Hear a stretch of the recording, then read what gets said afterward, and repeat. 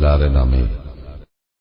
মহা মহিমান্বিত তিনি, সর্বময় কর্তৃত্ব যাহার করায়ত্ত, তিনি সর্ববিষয়ে সর্বশক্তিমান।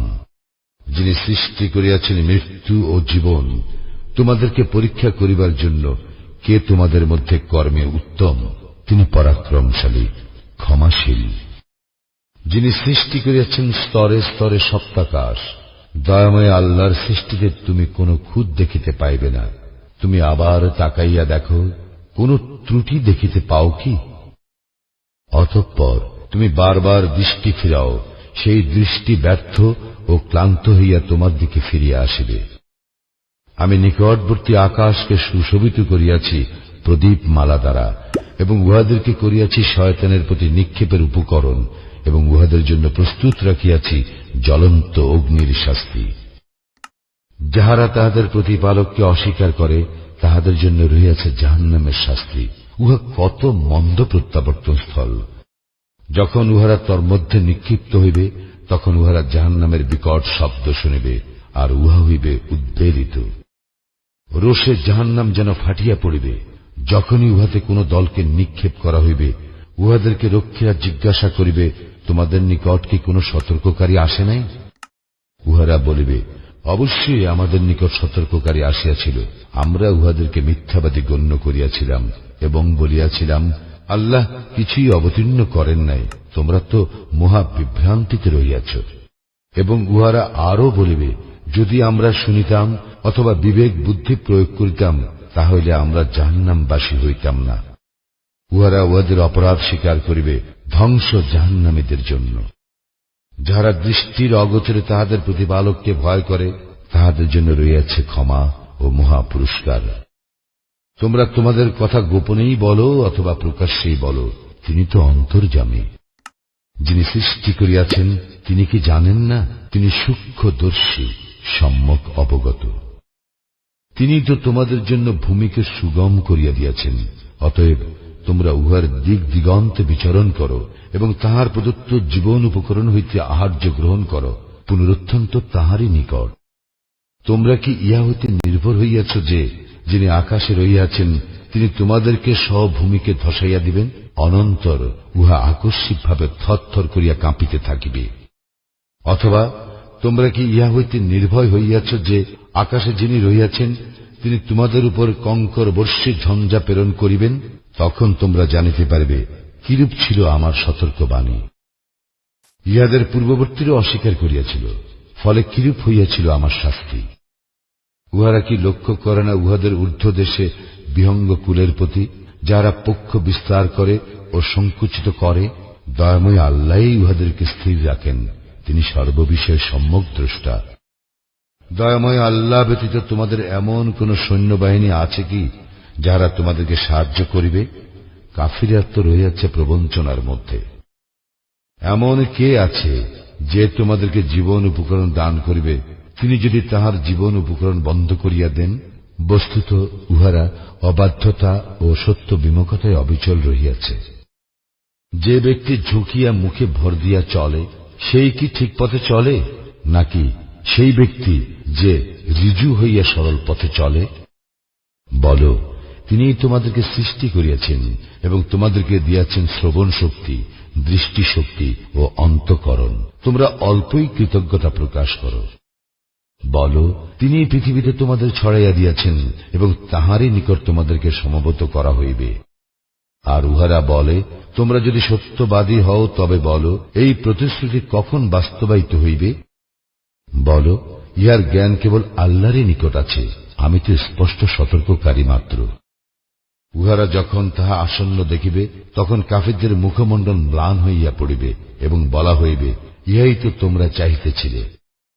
বলো, তোমরা ভাবিয়া দেখিয়াছ কি, যদি আল্লাহ আমাকে ও আমার সঙ্গীদেরকে ধ্বংস করেন অথবা আমাদের প্রতি দয়া প্রদর্শন করেন, তবে কাফিরদেরকে কে রক্ষা করিবে মর্মন্তুদ শাস্তি হইতে?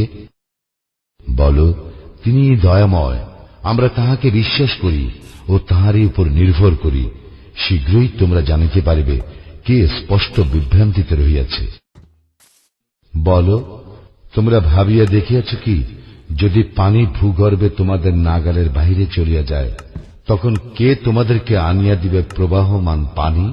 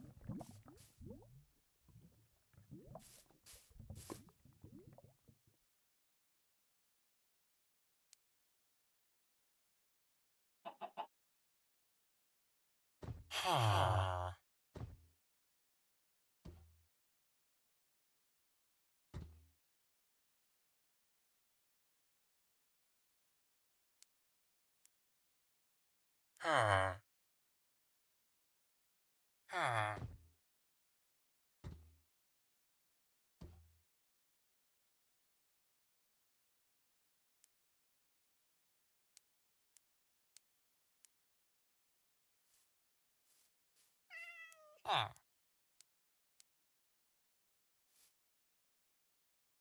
Hmm. Huh.